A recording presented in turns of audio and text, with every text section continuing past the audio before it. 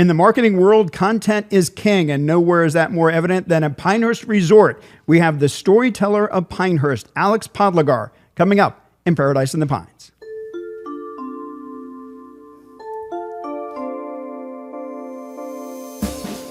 Welcome to Paradise in the Pines, a podcast about the people, places, and stories that make this the home of American golf. Brought to you by the Pinehurst, Southern Pines, Aberdeen Area Convention and Visitors Bureau. Are you from Sanford too? No, I actually went to high school here at Pinecrest here. So okay. Yeah, we moved Southern Pines right as I was about to start high school, I guess. Gotcha. So Okay. And then worked in Sanford with the Herald for 6 years. So Dan, you ready anytime? Yeah, that would be cool to work in because Yeah, we definitely will. whatever, yeah, we can do whatever. kids. Anyway, go ahead whenever you're ready. And welcome to Paradise in the Pines. In this episode, we have Alex Podlogar, who's the Senior Media Relations Manager at Pinehurst Resort. Alex, welcome to Paradise in the Pines. Yeah, thanks for having me. Happy to be here. This is cool. We see you in our world from the tourism hospitality side, and you at the resort. We talk quite often. So it's really cool that you get a chance to, one, get off property for a few minutes to talk about, what you do, because I think, known as the Pinehurst, the Storyteller of Pinehurst, that is a pretty daunting job because you are always telling stories. I mean, that's your job. How do you go about doing that? Yeah, I mean, this is kind of a weird thing for me because I'm not a really like on camera kind of person. I much more rather be behind the scenes and figure out how to get that story across. But yeah, I mean, I have a journalism background. That's kind of how I came up. Went to J school at UNC and was a small daily newspaper sports editor for 12 years or so, and that's all I've ever wanted to do is just kind of tell stories, share stories. And as I got into it more and more and just kind of fed the writing muse more and more, I just really wanted to develop feature storytelling and things like that, and getting it beyond, going and covering the gamer kind of story and what's beyond, and not even analysis so much, but just kind of being able to place somebody, with what I'm seeing or reporting on. And so to have that opportunity, and man, we can get into it, but there's how that has changed over the last 10, 15, 20 years since I've been out of college for sure. And what social media did to enable kind of this whole different world. I joke about it all the time. It's like anybody can be a media company now. And so, no doubt, and it's anybody can connect directly with their potential customer or consumer and can do it with an authentic voice. And that's, I think, what we've always tried to do. Hey, I'll date myself here. I have no problem doing that. But I remember being in TV, we used actual typewriters. Yeah. These things were actually, people actually use them. You type them into a typewriter. And a lot of people are probably not familiar with that. But you got your background, you said at J school, and you worked for the Sanford Herald. So that really kind of where you kind of cut your teeth in the journalism. Yeah, world, I mean, I got out of school and, it's a very, obviously, really, I kind of hit, my generation is the one that kind of saw print media kind of go by the wayside a little bit. And all I ever wanted to do as a kid, I played sports as long as I could. I knew I wasn't going to play very long. Didn't have the size or the ability or anything else, but I always wanted to be close to it in some way, somehow. Yeah. And I always liked to write and I always liked to read. And I was that kid who saved every back issue of Sports Illustrated and knew who Dan Jenkins was and knew who Gary Smith were, S.L. Price. And those were my heroes. And that was all I ever wanted to do. But, where I kind of came out of it and into it was kind of this, 10-year period really before it all started to really go away, kind of the rise of the internet and all that sort of things, all the things that happened that made newspapers a really, really tough industry. And, worked a small daily, west of Charlotte, coming out of school, ended up at the Sanford Herald. I went from being a one-man sports department to, wow, we have two. Look what we can double do. your staff. We always joke, I covered the 99 U.S. Open. I covered the 2005 U.S. Open here, but we did it in Sanford, and we were the guys who would come down, cover an entire day of U.S. Open golf, drive back up a half hour to Sanford, lay out our sports section, write our copy, do it all those sorts of things. And it wasn't just, we weren't even just, we didn't even file from the media center. We drove back and we had I still remember the day, like, Southern Lee High School hired a football coach on a Wednesday of U.S. Open week in '05. And I'm like, really, guys? You had to do it? Right. I got to write that story now. Like, that's 9 o'clock on Wednesday night. I'm back in the office and like, I got to go chase down Brian Lee and figure out what his deal is. So, that was kind of the business.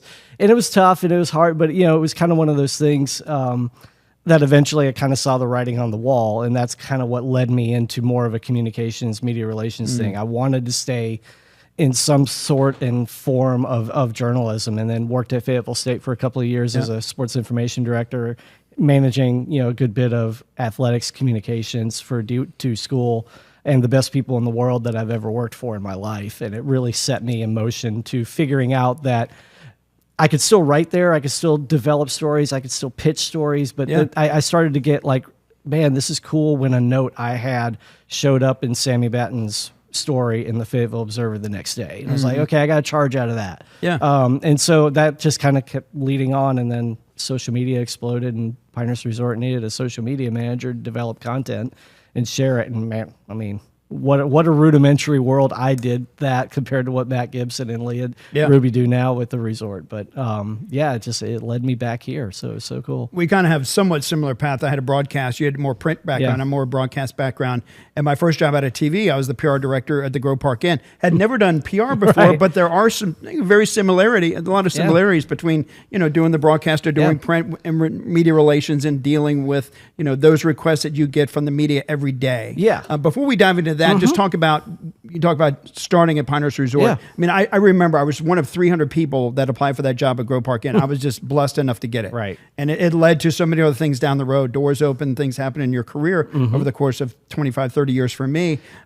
Same thing for you, I would imagine, because, you do print, you work at Fayetteville State. How did it come about that you got the job at Pinehurst Resort? Because I'm sure a ton of people applied for that job. Right. For the cool thing were two things that, one thing I think I learned at FSU was that, and it was kind of a mantra that my boss and I had too, was, again, we're D2, we're in Fayetteville, so we do have a metro-sized newspaper right down the road, but also they staff ACC games. It's like they're not going to come, and they may send one guy to a home football game, or, it's not going to be really in-depth coverage that you're going to even get in town.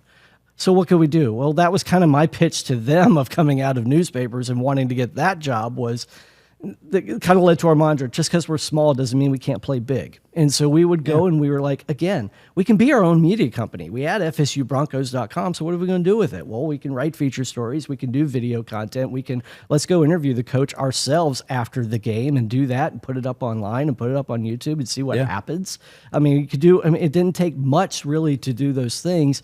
And that was the same idea that I took when I saw this kind of social media job at Pinehurst open, and at the time I think Pinehurst had a Facebook account and a Twitter account, and it was like 14,000 Facebook followers and 2,000 Twitter followers. So this is 2012. This is June of 2012. I always joke I got to the resort about 2 years to the day before the back-to-back opens, and I couldn't have had a better run-up because, and at the same time you had the restoration of number 2 had just happened with Core and Crenshaw. So you had all this media attention again. You had back-to-back opens coming in 2 years. We had a dopey little video camera that we could use that if, Adam Scott showed up because he was playing up the road in Greensboro but wanted to get the look at the new number 2 and how is it going to play, I could run out there and be like, can I get 5 minutes? And it just kept going from there. It was the same idea. Even though I was at this place now that I went from a D2 school to this place that was nationally renowned in the game of golf, this was still this whole new world that was opening itself up.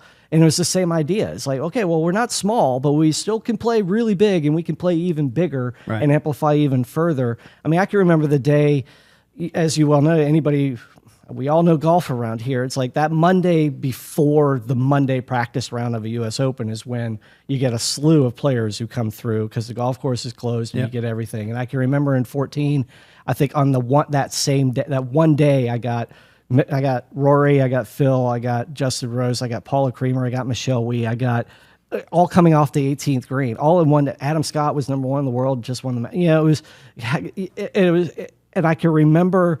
Because Golf Channel was there filming B-roll, and they were like, I remember the producer saying, you probably have a better chance of talking to them than we do because they see Golf Channel and, I'm like, yeah, I'm going to lob up softball questions, basically like, what do you think of number 2? What's this sandscape like? How's it play? Is it different? You know, and it was all I needed were those, and I can remember Dropboxing those video files to Golf Channel, and then seeing that night. You know, Adam Scott's doing an interview, and there's the clubhouse in the background, and courtesy of Pinehurst Resort in the upper right hand corner. I was like, all right, that's cool. Like, and we can do that, and it just kind of snowballed from there. And you talk about how much the landscape has changed. I mean, obviously in 2014, covering back-to-back U.S. Opens, fast forward 10 years to 2024, and the immense spectacle that it was. Talk about how much your life has changed in the last 10 years from when you started to what you guys are doing now. Thank God I don't like have to do content that much anymore. Thank God we have a guy who's like it's ultra talented. You got to feed the beast. And that's what he does. But what I think is cool, what we've done is I look back at us in the media center of the 24 U.S. Open, and the same thing still happened. Pinehurst Resort was still its own media company. And so Matt was going out and shooting video and was shooting photography. We hired a couple other freelance photographers, so we had all of that covered. We had all the, you know, the incredible, you know, just the ideas that team had that we were doing. And then other members of our marketing team are categorizing all the photography and keeping it all straight. We have, you know, the websites being updated nonstop, and I'm writing, you know, 1,200 word feature stories every day. And so the cool thing was we felt like we served everybody, whoever that audience was, whatever that audience wanted, whether it was the coolest damn Instagram reel that you're going to see out of that week and it's going to get 2 million views, which happened. Or if you want to read, you know, the story that I wrote that may lean maybe to an older or, you know, a different kind of demographic, it felt like, man, we're covering everybody though. And they're going to be able to get our stories covered by us. And I mean, again, Matt Gibson, you know, he has an editorial, he has a journalism background as well. He worked for Golf Channel and the PGA Tour. So all of it's, you know, done with an authentic voice, done with journalistic professionalism. So it's real.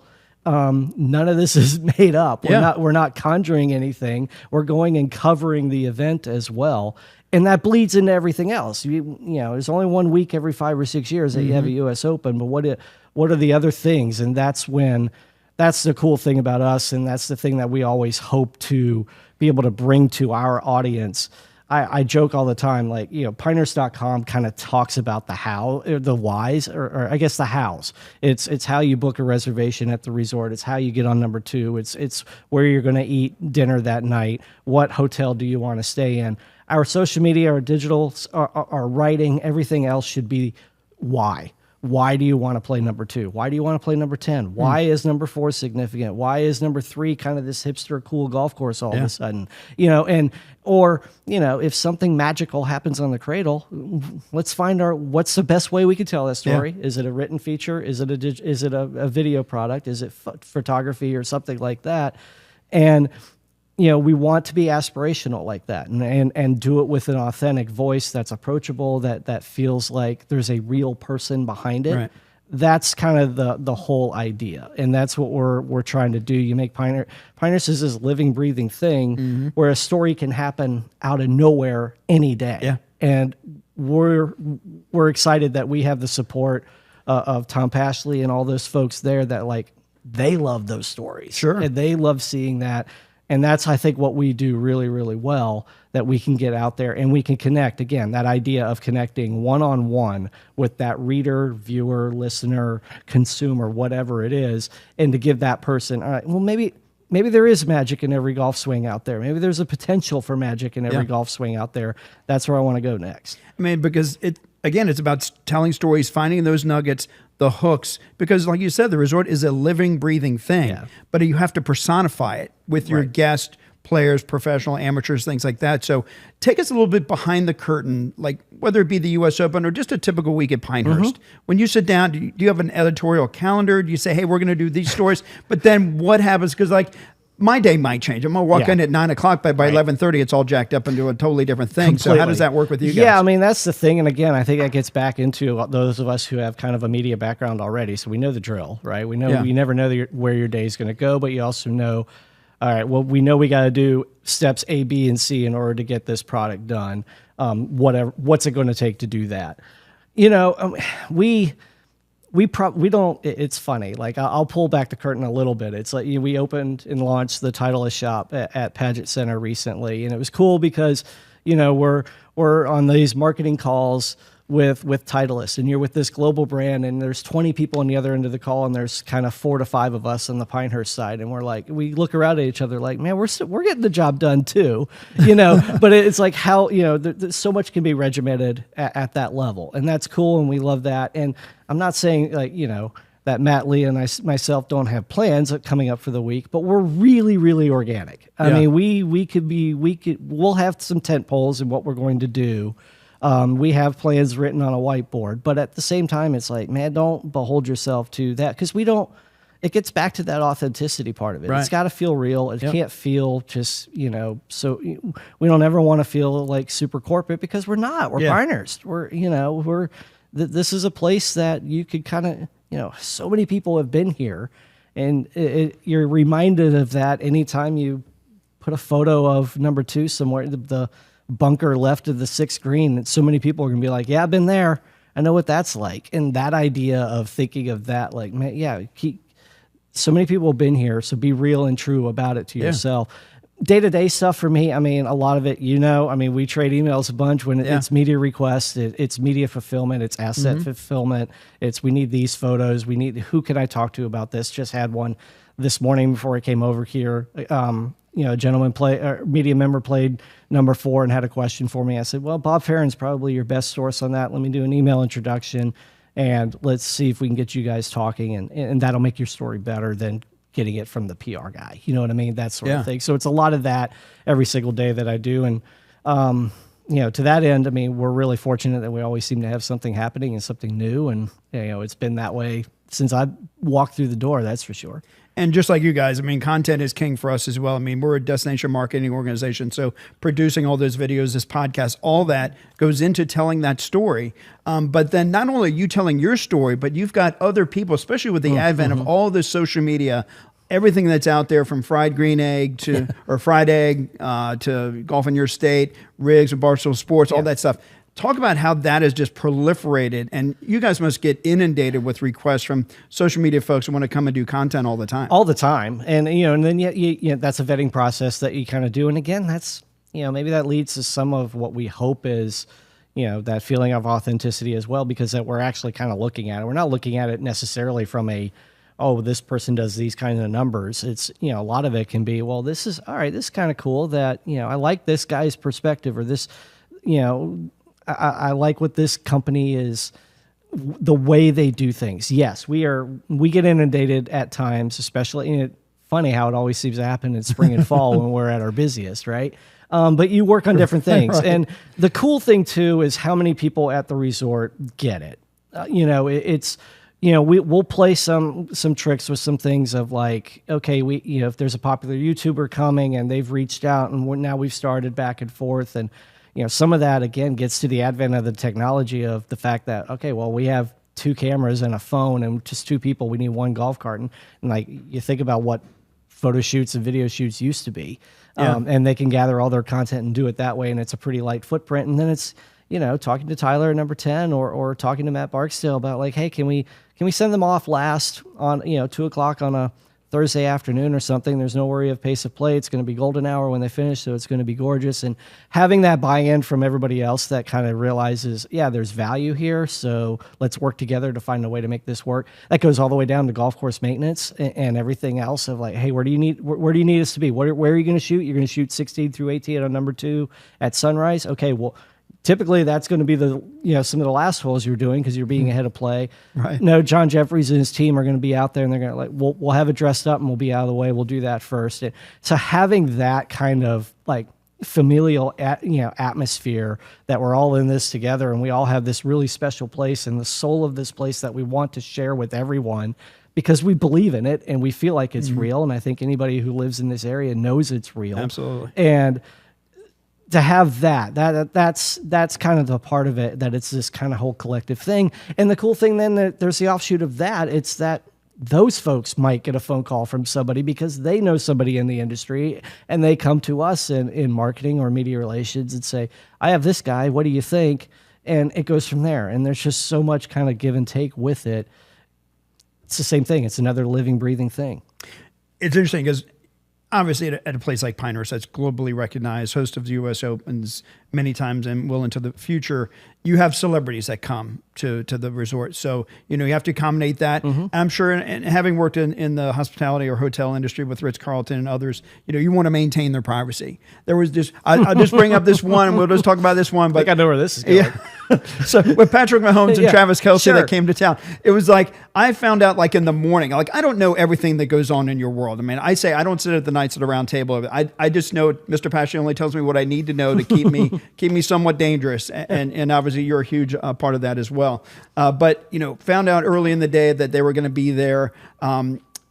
I happened to go over to the driving range thinking that, maybe they're going to finish up on number 2 at a certain time. Right. In fact, I texted Tom and I said, wow, you've got quite the gathering here on the veranda. It was like 1,000 people out there. So it was in the 7+ years I've been here, I've never seen that. And, not trying to like out anybody here, right. But it was kind of a fun thing. And I think the destination, as much as we love golf here and it's our DNA, the destination loves it. You ask for volunteers for U.S. Open, you get 1,000 people that do that. Yeah. And to be able to have that opportunity, what was that day like for you? Because it was a little chaotic, but a little fun. It was fun too. It's one of those things where it's kind of like you kind of have to almost roll with the punches at that point. Like, did we want that necessarily to happen? Well, I mean, we want to take care of our guests, whether it is Travis Kelce and Patrick Mahomes, or it's Joe Smith that is coming down from New England to have a great weekend. So we want to take care of everybody. We understand that there are going to be those moments where we would need to probably amplify some of that.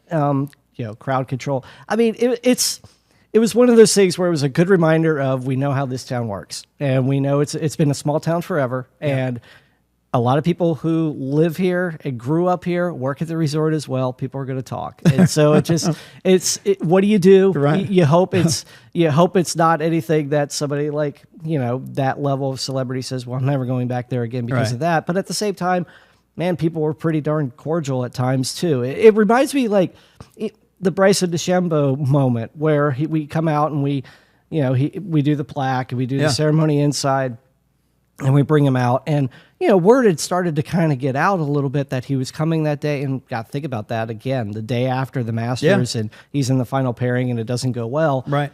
And he still showed up and did it. Good on him for all those things. But that, to me, that day, word was kind of, nobody really announced that he was going to be there, but the crowd just kind of showed up. And I remember that was such a testament to this town and the love of the game of this town. Two things. One, how many people were there, period. Yeah. And I could still remember Bryson going into the bunker, and there's people everywhere. They're all around. Right. People are standing on the green and that sort of thing. But this town knows that, like, okay, well, he's going to try the shot. And so it wasn't like we had to have crowd control run up and be like, okay, move to the left, move to the right. People just kind of parted. They know the game. Bryson hit 3 shots, none of them anywhere close to the magic that he created in June of 2024. But the greens weren't as fast as they were. But at the same time, there was no heckling. There was no cheering. There was almost kind of like, and I think I wrote about this that day. It was like, anywhere in the country, they would have been like, okay, come on, there would have been somebody, but no, everybody was kind of like, here, it's Pinehurst, they know the game. It's like, that shot's really, really freaking hard. Yeah. So we're going to give you a break on it because we know how hard that golf shot is. And it was just such a good window into just how amazing this community can be. And again, same thing, how cordial they were, how cool, how they thought it was cool. I mean, I went to high school at Pinecrest, so I was here. I can remember when people would kind of come around, but it was another reminder of like, okay, there's a few kids who got out of school early today, so they could kind of come over and be a part of this and see this. And Bryson was a good sport about it. He was great. Yeah, he was great. Took as many. He stayed until every photo and autograph that was asked for were done. But it was such a great kind of moment because again, that reminder of like people were like, oh no, I need to be off the green, can't step on the green, or the C's part because like, oh, well, we understand we need this much. And then the fact that nobody like gave him a hard time because it was like, these people know. These are knowledgeable golf fans. This is as good as it gets. You talk about covering the U.S. Open on a daily basis. And that last day was, because I remember standing on the back of 13. Rory had made a birdie putt. It was up 2, and I'm like, okay, it's over. And, so it's like, okay, then what transpires, Right. and the as fate would have it, Bryson has this shot, is after his drive on 18 to hit that shot into the bunker. Right. Talk about what was going through your mind that afternoon when you thought Rory was going to win. Yeah, and then all of a I sudden mean, Bryson makes one of the most iconic shots in U.S. Open history. Yeah, I'll go back even further because that's a good little insight into kind of, again, how do you cover these things? And did we plan going into it? Yeah, we had all these ideas of what we wanted to do, what I wanted to write about, what Matt wanted to shoot, what content you want to develop. And Matt and I have joked about this before. And then it's like, well, once Thursday rolls around, kind of, all right, you can plan all those things leading up to it. Right. Now the competition is happening. Right. That's going to develop your story almost for you. Like, yes, you have other ideas, but it's like, what am I writing that day? I don't know. I got to see what happens today.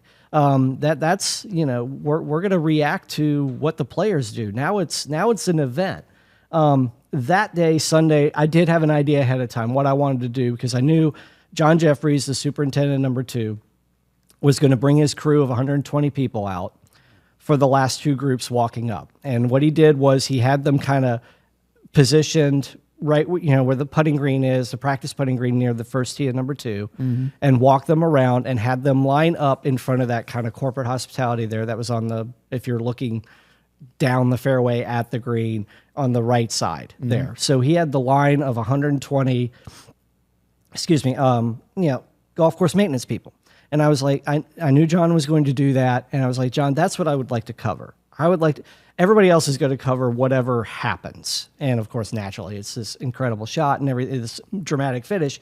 But I was like, I want to see it. My hope and idea is I would like to tell that story of what it's like from that perspective of those folks who worked on this golf course leading up to the U.S. Open and to see kind of the denouement of what transpired and how it finishes with them, in them, among them. And the cool thing too was that John ended up bringing out his family, his wife and 2 kids. And so I ended up kind of being around them and watching all this happen. Sure enough, when Bryson hits the shot into the bunker, it's from me to the wall almost. We're directly across. We are parallel to. So you had all these folks who worked on the golf course. And at the time, there's still, there could be a playoff. Yeah. And so some of those guys were back at 17, kind of getting ready.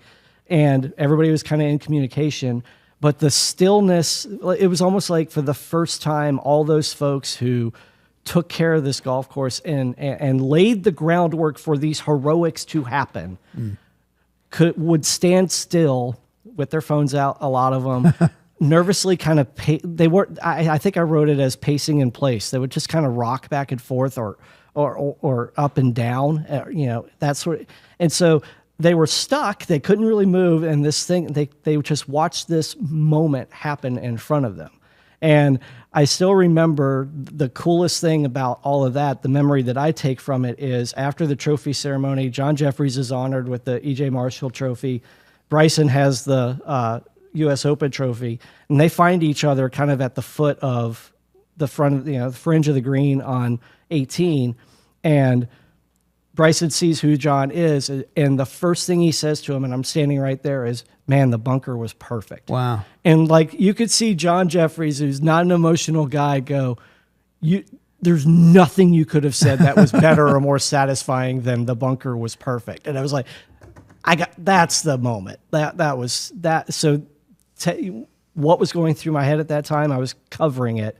I was trying to, and I tried to tell that story, but that was the coolest thing to me, to just kind of see the regular folks get to take that in. And it wasn't people who were in corporate hospitality or spend a bunch of money to be there. It was people who worked every single day and all the hours and all the, the mornings that started at 4 a.m. and didn't finish until 10 at night, And so to witness it with them and to see the validation at the same time was really, really cool. And we get to do it again twice in 2029. So that'll be a lot of fun. One thing that's so impressive, at least as an outsider looking at the resort and respecting everything you do, is the ownership group. Mr. Debman, having worked for hotels, I worked for 4 in my lifetime, my career, and worked for ownership that did not spend money. And it's tough.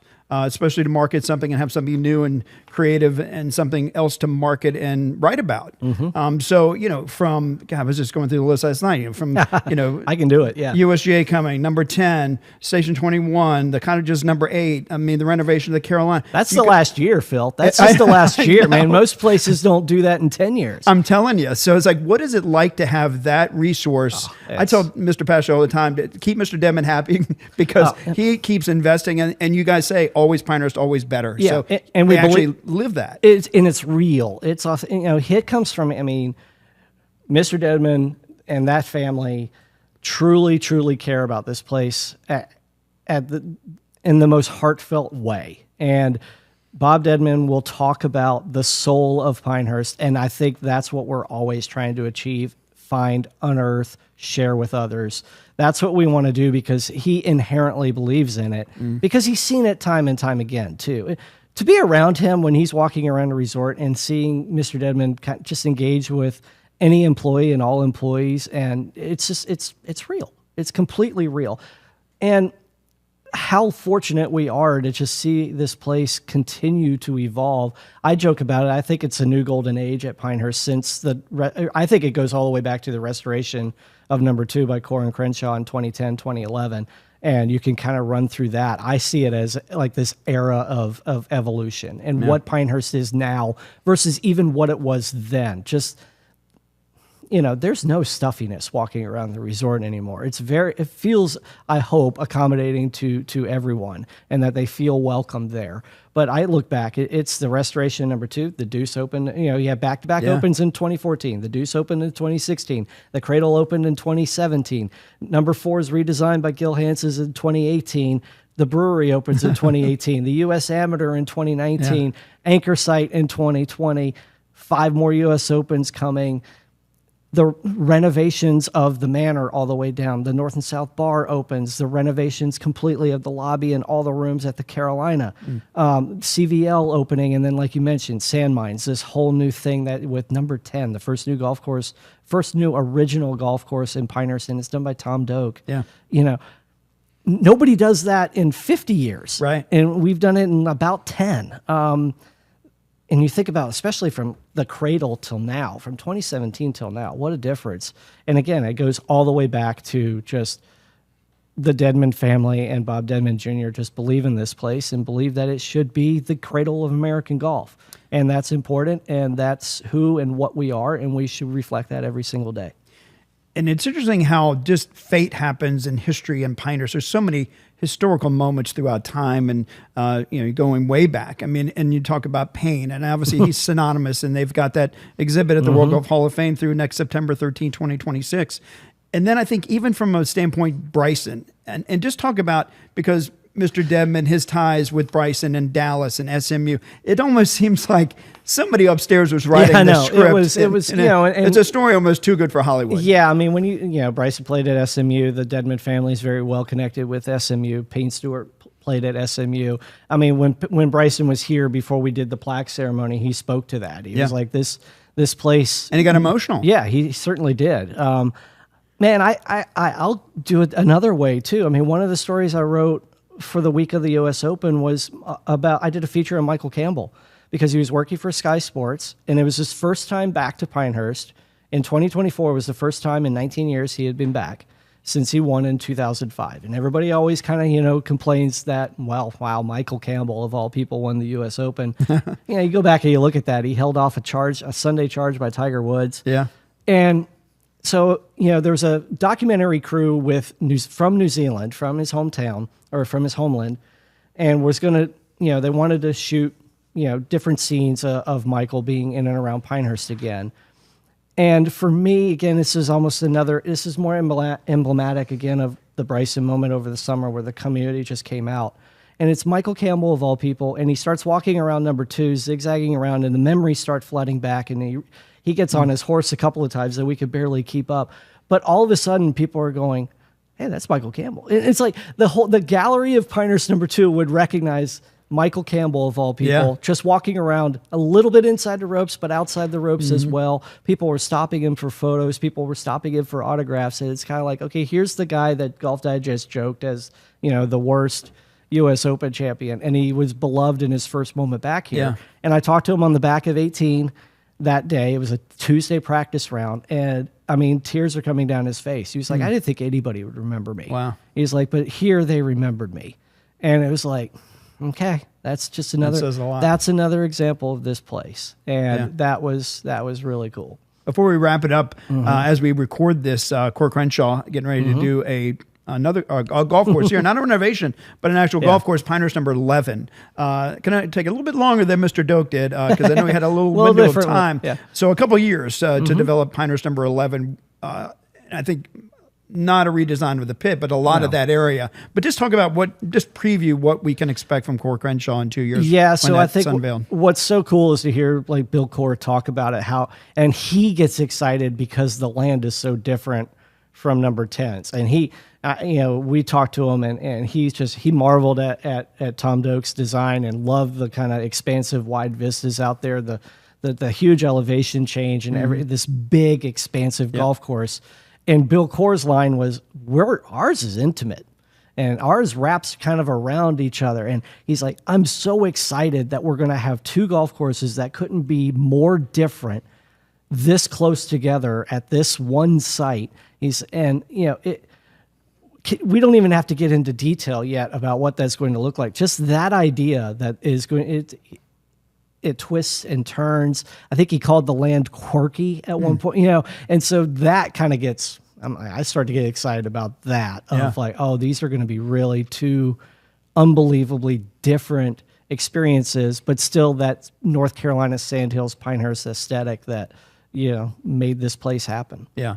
Well, we look forward to that. There's so much going on in Pinehurst. We're going to have you back, Alex, because we talked about just a small snippet of the things that you guys do. We didn't get into restaurants. We didn't get into. We did. Station 21 is open, open to the public. I didn't realize, Station 21, it's 10 and 11 is 21. Phenomenal, and it's really designed Southwest kind of so menu cool. That's kind of a nod to Mr. Dedman and his contribution. So I was there for an event last week, and it's phenomenal, as always, the hospitality. And hey, talk about you can actually get some cocktails canned. Canned to go. It's pretty cool. So, pretty cool. Yeah, it's just the innovation and the ideas of, what can you do to make a memorable experience for people and for your guests, and hopefully, give them a little something that whets their appetite to come back. That's what we want to do. I mean, what a special place. We all know how special this place is. And you walk around the resort and you realize, there's 3 generations of one family that's working here in these different places, because we all grew up here and we all worked here too. And then you hear of the generations of guests doing the same thing. It's, well, my dad took me here, or my grandfather took me here, and now we're coming back, and I want to bring this. I want my son to experience this, or my daughter to experience this. Drive by the Cradle on a Sunday evening, and it's grandparents and granddaughters playing the Cradle, and some of them are barefoot, and the music's playing, and that's, like I said, there's the potential for magic in every golf swing here, and it's real. Yeah. It's a very, very special place, as we all know. And we appreciate your time, Alex. Anytime. So much. I love it. Alex Podlogar, Senior Media Relations Manager. He's a Cubs fan. Probably not likely going to go to the World Series this year. Yeah, I think the writing is on the wall there. But, hey, we got 2016. We'll always have 2016. I only ever asked for one. There you go. Alex, thanks so much for being here. It's been a pleasure. If you want to learn more about tourism and the home of American golf, go to our website, which is homeofgolf.com. If you want to watch our videos, go to our YouTube channel, which is Home of American Golf. This has been Paradise in the Pines, and we'll see you next time.